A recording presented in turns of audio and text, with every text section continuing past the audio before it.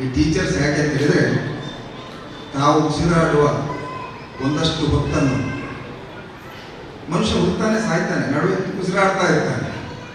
ಆ ಉಸಿರಾಟದ ಒಂದಷ್ಟು ಉಸಿರನ್ನು ಸುಂದರ ಮನಸ್ಸುಗಳಿಗೆ ಜೋಡಿಸಿ, ತಮ್ಮ ಉಸಿರಿನ ಭಾಗವನ್ನು ಅವರ ಉಸಿರಿಗೆ ಜೋಡಿಸಿ ಅವರ ಬಾಳನ್ನು ಹಸಿರು ಮಾಡುವಂಥ ಬಹಳ ದೊಡ್ಡ ಸಮುದಾಯ ಇದೆ. ನನ್ನ ತಂದೆ ನನ್ನನ್ನು ಶಿಕ್ಷಕ ಆಗಬೇಕು ಅಂತ ಆಸೆ ಪಟ್ಟರು. ನನ್ನ ಒಬ್ಬ ಮಗನಾದರೂ ಶಿಕ್ಷಕ ಆಗಬೇಕು ಅಂತ. ನನ್ನ ಅಣ್ಣಂದಿರೆಲ್ಲ ಬೇರೆ ಉದ್ಯೋಗಕ್ಕೆ ಹೋದರು. ನನ್ನ ಕತೆ ಹೇಳ್ತಾ ಇಲ್ಲ. ನನಗೆ ಬಹಳ ಸಿಟ್ಟು ಅಪ್ಪನ ಮೇಲೆ. ಹೋಗಿ ನನ್ನನ್ನೊಂದು ಟೀಚರ್ ಮಾಡ್ತಾರಲ್ವ. ಇವತ್ತು ಅಪ್ಪ ಇಲ್ಲ.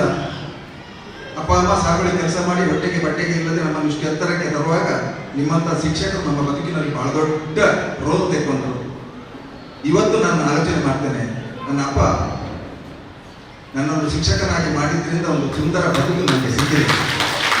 ಇನ್ನು 1000 ಜನ್ಮ ಇದ್ರೂ ಶಿಕ್ಷಕ ಆಗಬೇಕು ಅಂತ. ನಾನು ಯಾವತ್ತೂ ಜ್ಞಾನಸುಧಾದ ಅಧ್ಯಕ್ಷನಾಗಿ ಸುಖಪಟ್ಟಿಲ್ಲ, ಆದರೆ ಟೀಚರ್ ಆಗಿ ಬಹಳ ಸುಖಪಟ್ಟಿದ್ದೇನೆ, ಬಹಳ ಸುಖಪಟ್ಟಿದ್ದೇನೆ.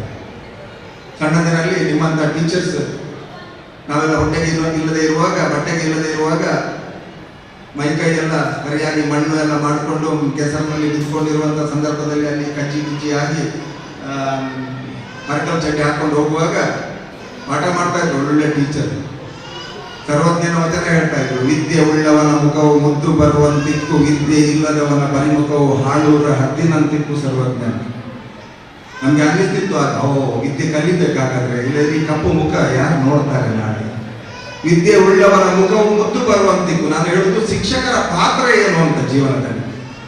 ಮುಂದುವರೆದು ಹೇಳ್ತಾ ಇದ್ದೆ, ಸರ್ವಜ್ಞನೆಂಬವನು ಗರ್ವದಿಂದ ಆದಾನೆ, ಸರ್ವರಲ್ಲಿ ಒಂದೊಂದು ನುಡಿ ಕಲಿತು ವಿದ್ಯೆಯ ಪರ್ವತವೇ ಆದ ಸರ್ವಜ್ಞ.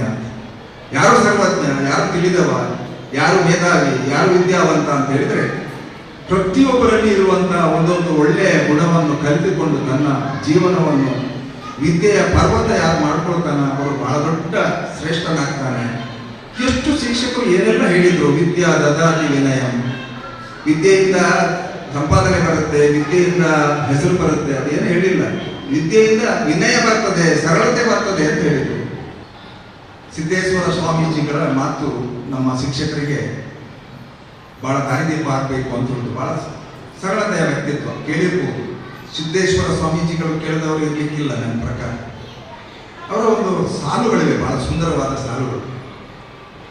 ಬದುಕಿನಲ್ಲಿ ನಾವೆಲ್ಲ ಹುಡ್ತೇವೆ, ಒಂದು ಸಣ್ಣ ಏಜಿನ ತನಕ ಎಂಥದ್ದು ಗೊತ್ತಾಗುದಿಲ್ಲ, ನಾವು ಯಾಕೆ ಹುಟ್ಟಿದ್ದೇವೆ ಅಂತಲೂ ಗೊತ್ತಿಲ್ಲ.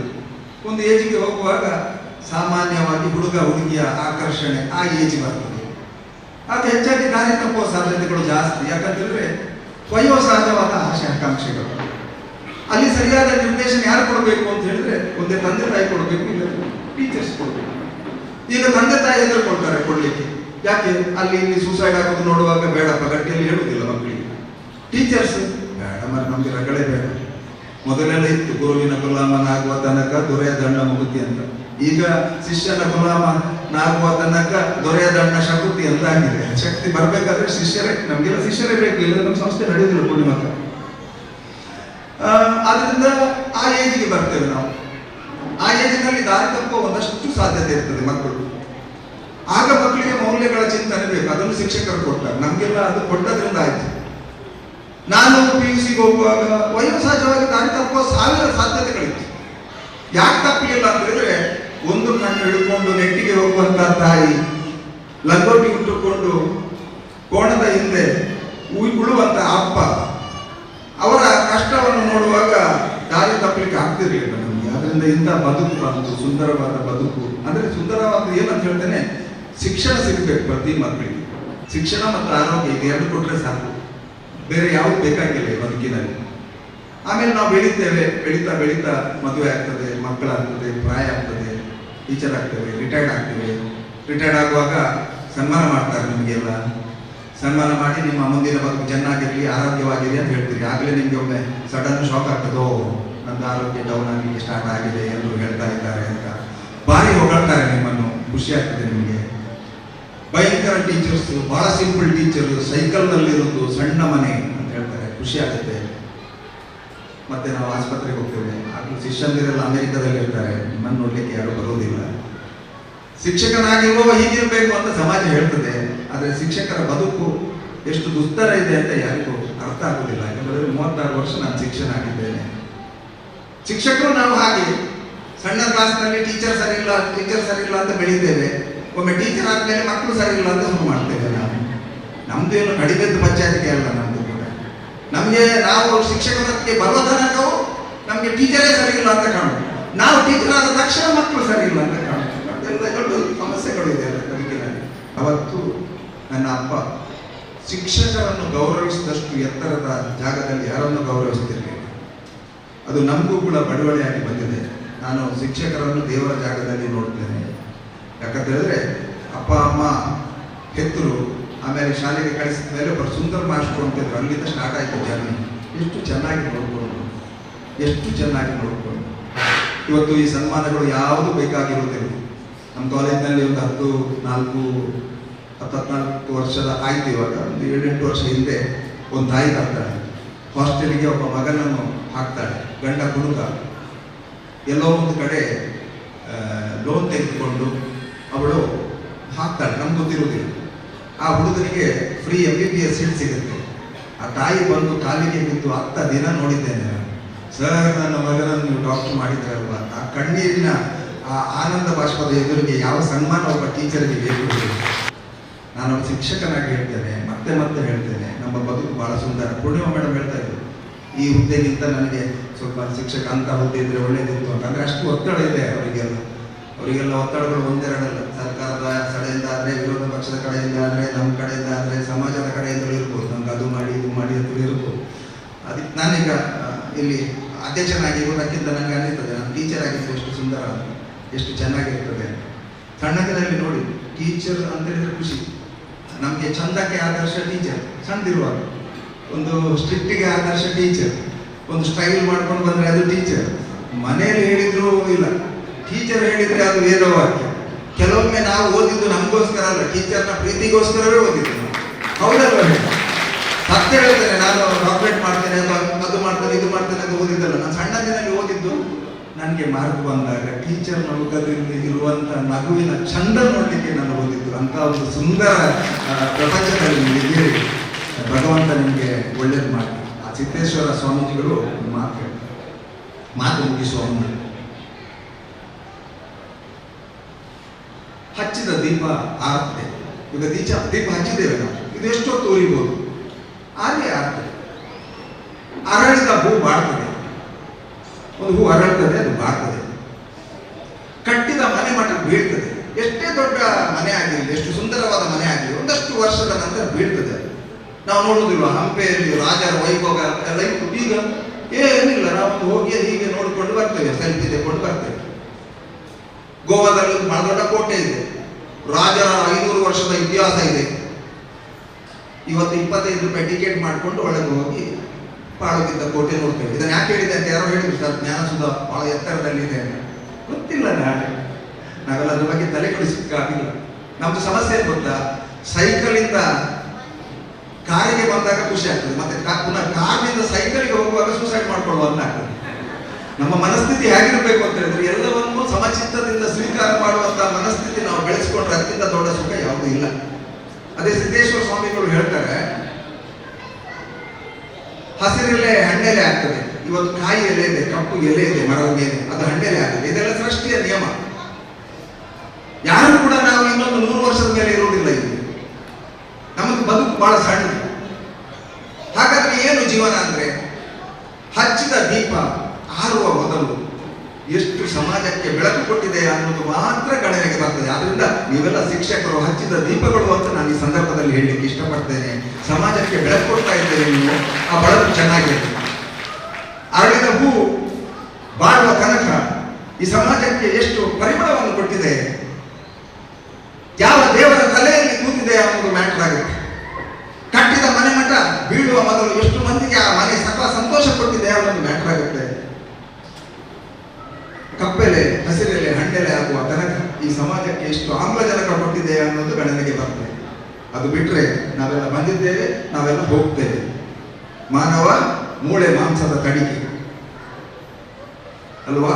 ಭಕ್ತಿಯ ಬೆಳಕು ಬಾಳಿಗೆ ಬೇಕು, ಮುಕ್ತಿಗೆ ವಿಠಲನ ಕೊಂಡಾಡಬೇಕು ಅಂತ. ನಮಗೆ ದೈವ ಭಕ್ತಿ ಬೇಕು, ಗುರುಭಕ್ತಿ ಬೇಕು, ಗುರುದೇವೋಭವ ಅನ್ನುವಂಥ ಮಾತು ಬರೆಯ ಒಂದು ಉಕ್ತಿ ಅಲ್ಲ ಅದು. ಅದಕ್ಕೆ ಬಹಳ ಸುಂದರವಾದಂತಹ ಅರ್ಥ ಇದೆ. ಆದ್ರಿಂದ ಸರಳತೆಯ ಸಂಕೇತವಾದಂತಹ ಸಿದ್ದೇಶ್ವರ ಸ್ವಾಮೀಜಿಗಳ ಮಾತು ಅದು ಬಹುಶಃ ನನ್ನ ದೃಷ್ಟಿಯಲ್ಲಿ ಶಿಕ್ಷಕರಿಗೆ ಬಹಳ ಚಂದವಾಗಿ ಅನ್ವರ್ತಿಸ್ತದೆ.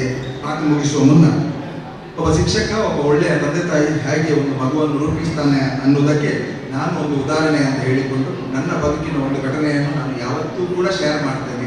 ಅದನ್ನು ಇಲ್ಲಿ ಶೇರ್ ಮಾಡಿಕೊಂಡು ಇದು ನನ್ನ ಬದುಕಿನ ಬಗ್ಗೆ ಹೇಳುವುದಲ್ಲ, ಪ್ರತಿಯೊಂದು ಮನೆಯಲ್ಲಿಯೂ ಕೂಡ ಇಂತಹ ಬದುಕಿದೆ ಅಂತ ಹೇಳಿಕೊಂಡು. ನನ್ನ ಅಪ್ಪ ಅಮ್ಮ ಚಾವಡಿ ಕೆಲಸ ಮಾಡಿಕೊಂಡು ಯಾವುದೇ ದುರಭ್ಯಾಸ ಇರಲಿಲ್ಲ ಅಪ್ಪನಿಗೆ. ಅದರಿಂದ ಇದು ಸಂದೇಶ ಏನಂತ ಹೇಳಿದ್ರೆ, ಅಪ್ಪ ಅಮ್ಮನಿಗೆ ದುರಭ್ಯಾಸ ಇದ್ರೆ ಮಕ್ಕಳು ಹಾಳಾಗಿರ್ತಾರೆ. ಅಪ್ಪ ಅಮ್ಮನ ತ್ಯಾಗ ಬೇಕಾಗುತ್ತೆ. ಆಮೇಲೆ ಶಿಕ್ಷಕರು ಸಿಕ್ಕಿದ್ರು, ಒಳ್ಳೊಳ್ಳೆ ಶಿಕ್ಷಕರು ಸಿಕ್ಕಿದ್ರು. ಬದುಕಿಗೆ ಅವರ ಬದುಕನ್ನೇ ಜೋಡಿಸಿ ನಮಗೆ ಶಿಕ್ಷಕರು ಸಿಕ್ಕಿದ್ರಿಂದ ಬೆಳೆದು ಬೆಳೆದು ಬೆಳೆದು ಬೆಳೆದು NITK ಸುರತ್ಕಲ್ನಲ್ಲಿ ಮ್ಯಾಥ್ಸ್ನಲ್ಲಿ PhD ಮಾಡಿದಾಗ ಒಂದು ಘಟನೆ ನೆನಪಾಗ್ತದೆ. ನನ್ನ ಫೋಟೋ ಪೇಪರ್ನಲ್ಲಿ ಬಂದಾಗ ನನ್ನ ಪಪ್ಪ ಆ ಉದಯವಾಣಿ ಪೇಪರನ್ನು ಕೊಂಡೋಗಿ ನನ್ನ ಅಮ್ಮನಿಗೆ ಒಂದು ಕಣ್ಣಿನಲ್ಲಿ ತೋರಿಸ್ತಾರೆ. ನಾನು ಯಾವತ್ತೂ ನೆನಪು ಮಾಡ್ತೇನೆ. ಅದನ್ನು ತೋರಿಸಿ ಅಪ್ಪ ಅಮ್ಮನಿಗೆ ಹೇಳ್ತಾರೆ, ನನಗೆ ಇವತ್ತೇ ಸಾವು ಬಂದರೆ ತೊಂದರೆ ಇಲ್ಲ, ನನ್ನ ಮಗ ನನಗೆ ಬೇಕಾದ್ದನ್ನು ಮುಟ್ಟಿದ್ದಾನೆ. ಬಹುಶಃ ಮಕ್ಕಳು ಆ ರೀತಿ ಬೆಳೀಬೇಕು ಅನ್ನೋದು ನನ್ನ ಆಶಯ. ಅಪ್ಪ ಅಮ್ಮನಿಗೆ ಅಂತ ಉಡುಗೊರೆ ಕೊಡಬೇಕು ಅಂತ. ಎಷ್ಟೋ ಶಿಕ್ಷಕರು ಬಹಳ ಸಂಭ್ರಮ ಪಟ್ಟರು. ನನಗೆ ಡಾಕ್ಟರೇಟ್ ಆದಾಗ ಅವರದೇ ಮಕ್ಕಳಿಗೆ ಸಿಕ್ಕಿದ ಹಾಗೆ ಸಂಭ್ರಮ ಪಟ್ಟರು. ಅವರಿಗೆಲ್ಲ ಗೊತ್ತಿಲ್ಲ ಅವರೇ ಕೆತ್ತಿದ ಶಿಲ್ಪ ಇದು, ಅವರೇ ಕೆತ್ತಿದ ಮೂರ್ತಿ ಇದು ಅಂತ ಅವರಿಗೆ ಗೊತ್ತಿಲ್ಲ. ನಾನು ಮೂರ್ತಿಯಾಗಿ ಜಮ್ಮ ಪಟ್ಟುಕೊಳ್ತಿದ್ದೆ. ಸುಧಾಕರ್ ಶೆಟ್ಟಿ, ಡಾಕ್ಟರ್ ಸುಧಾಕರ್ ಶೆಟ್ಟಿ ಅಂತ ಹೇಳ್ಕೊಳ್ತಿದ್ದೆ. ಆದರೆ ನನ್ನ ಹಿಂದೆ ಶಿಲ್ಪವನ್ನು, ಆ ಕಲ್ಲನ್ನು ಕೆತ್ತಿ ಶಿಲ್ಪ ಮಾಡಿದಂಥ ಒಂದಷ್ಟು ತಂದೆ ತಾಯಿಯ ಕೊಡುಗೆ, ಟೀಚರ್ಸ್ಗಳ ಉಸಿರು, ಇದನ್ನೆಲ್ಲ ನಾನು ನೆನಪು ಮಾಡಿಕೊಳ್ತಾ ಇದ್ದೇನೆ ಈ ಸಂದರ್ಭದಲ್ಲಿ ಅಂತ ಹೇಳಿಕೊಂಡು. ಅಂತಹ ಮಾತುಗಳು ನಮಗೆ ಪ್ರೇರಣೆ ಆಯಿತು. ಆ ಪ್ರೇರಣೆ ಏನಾಯಿತು ಅಂತ ಹೇಳಿದ್ರೆ, ಇವಾಗ ನೋಡಿ ಜ್ಞಾನದಂಥ ಸಂಸ್ಥೆ ಆಯಿತು, 316 ಗೀಟ್ಗಳಿದ್ದಾರೆ. ಅಮ್ಮನ ಒಂದು ಕಣ್ಣಿನ ನೆನಪಿನಲ್ಲಿ ಕಾರ್ಕಳದ ಕಣ್ಣಿನ ಆಸ್ಪತ್ರೆಗೆ ಒಂದು 20 ಲಕ್ಷ ಹೀಗೆಲ್ಲ ಡೊನೇಷನ್ ಯಾಕೆ ಕೊಡ್ತೇವೆ ಅಂತ ಹೇಳಿದ್ರೆ, ನಮ್ಮ ಅಮ್ಮನಿಗೆ ಕಣ್ಣಿರಲಿಲ್ಲ, ಬೇರೆಯವರ ಕಣ್ಣಿನಲ್ಲಿ ನಮ್ಮ ಅಮ್ಮನ ಕಣ್ಣನ್ನು ನೋಡುವ ಅನ್ನುವಂತಹ ಒಂದು ಉತ್ಕಟವಾದಂತಹ ಮನಸ್ಸು. ಜೊತೆಗೆ ತುಂಬ ಓದಿಸಿದ್ರು ನಮ್ಮ ಟೀಚರ್ಸ್. ದಿನಕರ್ ದೇಸಾಯಿ ಅವರ ಮಾತು, ದಿನಕರ್ ದೇಸಾಯಿ ಅವರ ಪಾಠ ಮಾಡುವಾಗ ಟೀಚರು ನಿರ್ಧಾರ ಮಾಡಿಬಿಟ್ಟೆ ನಾನು, ನನ್ನ ದೇಹದ ಬೂದಿ ಗಾಳಿಯಲ್ಲಿ ದೂರಿ ಬಿಡಿ ಹೋಗಿ ಬೀಳಲಿ ಭತ್ತ ಬೆಳೆಯುವುದು, ಬೂದಿ ಗೊಬ್ಬರದಿಂದ ತೆನೆಯೊಂದು ನೆಗೆದು ಬರೆ ಧನ್ಯವಾಯಿತು ಹುಟ್ಟು ಸಾವಿನಲ್ಲಿ. ನಾವು ಸತ್ತ ಮೇಲೆ ನಮ್ಮ ದೇಹದ ಬೂದಿ ಯಾರು ಗದ್ದೆಯಲ್ಲಿ ಹೋಗಿ ಬೀಳಿ ತೆನೆ ಬರಲಿ, ಬದುಕು ಪಾವನ ಆಗ್ತದೆ ಅಂತ ನಾನು ಡಿಸೈಡ್ ಮಾಡಿಕೊಂಡ್ಬಿಟ್ಟೆ. ನಾನು ಸತ್ತ ಮೇಲೆ ನನ್ನ ದೇಹವನ್ನು ಮಣಿಪಾಲದ ಆಸ್ಪತ್ರೆಗೆ ಕೊಡಬೇಕು ಅಂತ. ಪ್ರೇರಣೆ ಯಾವುದಂತ ಶಿಕ್ಷಣ ಬರ್ಬಿಟ್ಟೆ, ಒಪ್ಪಂದ ಮಾಡಿಕೊಂಡೆ. ಕೊರೋನಾ ಬಂದ್ಬಿಟ್ಟು ಸತ್ತು ಹೋಗಿದ್ರೆ ಅವಾಗ ಯಾರು ತಗೊಳ್ತಾರೆ ಹೇಳಿ? ಮನೆಯವರಿಗೆ ಬೇಡದ ಜೀವ ಮಣಿಪಾಲಕ್ಕೆ ಬೇಕು ಹೇಳಿ? ಈಗ ಸಂತೋಷ ಆಗಿದೆ, ಈಗ ಸತ್ತರೆ ತಗೊಳ್ತಾರೆ. ಅದರ ನಡುವೆ ಇನ್ನೊಂದು ಲೆಟರ್ ಬರ್ತೇವೆ ಅವರಿಗೆ, ದಯವಿಟ್ಟು ನನ್ನ ಮಗ ಇಲ್ಲಿ MBBS ಮಾಡ್ತಾ ಇದ್ದಾನೆ, ಒಂದು ವೇಳೆ ಅವನ MBBS ಸಂದರ್ಭದಲ್ಲಿ ನಾನು ಏನಾದರೂ ಸತ್ತರೆ ನನ್ನ ದೇಹವನ್ನು ಮಂಗಳೂರಿನ KMCಗೆ ಕಳಿಸಿ ಇಲ್ಲಿ ಇಟ್ಕೊಳ್ಬಿಡಿ. ಯಾಕಂದ್ರೆ ಮಗನಿಗೆ ತಂದೆಯ ಜೀವ ಎಲ್ಲಿಯಾದ್ರೂ ಸಿಕ್ಬಿಟ್ರೆ ಮತ್ತೆ ಪುನಃ ಭಾವನೆಗಳು ಬೇಡ. ನಾನು ಹೇಳುವಂತ ಉದ್ದೇಶ ಏನು ಅಂತ ಹೇಳಿದ್ರೆ, ಶಿಕ್ಷಕರು ಕೊಟ್ಟಂತ ಮೌಲ್ಯ, ನಾನು ಎಲ್ಲೆಲ್ಲಿ ಹೋಗ್ತಾ ಇಲ್ಲ, ನಿಮ್ಮಂತ ಶಿಕ್ಷಕರು ಕೊಟ್ಟಂತ ಮೌಲ್ಯದಿಂದ ನಾನು ಹೀಗೆ ಆಗಿದ್ದೇನೆ. ಆದ್ರಿಂದ ಈ 46 ಜನ ಎಷ್ಟೆಷ್ಟು ಮಂದಿಯನ್ನು ಸೃಷ್ಟಿ ಮಾಡಿಸುವ ಬ್ರಹ್ಮನಿಂದಿರೋ ನನಗೆ ಗೊತ್ತಿಲ್ಲ. ನಿಮ್ಮ ಬದುಕು ಸುಂದರ ಆಗಿರಲಿ ಅಂತ ನಾನು ಹಾರೈಸ್ತೇನೆ. ಆಶೀರ್ವಾದ ಮಾಡುವಷ್ಟು ದೊಡ್ಡ ಜನ ನಾನಲ್ಲ, ನೀವೆಲ್ಲ ಪುಣ್ಯಾತ್ಮರು. ನಿಮ್ಮ ಎಲ್ಲ 46 ಮಂದಿಯ ಪಾದ ಮುಟ್ಟಿ ಇಲ್ಲಿಂದಲೇ ನಮಸ್ಕಾರ ಮಾಡಿಕೊಂಡು ನನ್ನನ್ನು ಕರೆದದ್ದಕ್ಕಾಗಿ ಎಲ್ಲರಿಗೂ ಧನ್ಯವಾದ ಹೇಳಿಕೊಂಡು, ಈ ಎಲ್ಲ ಟೀಚರ್ಸ್ನ ಬದುಕು ಸುಂದರ ಆಗಲಿ.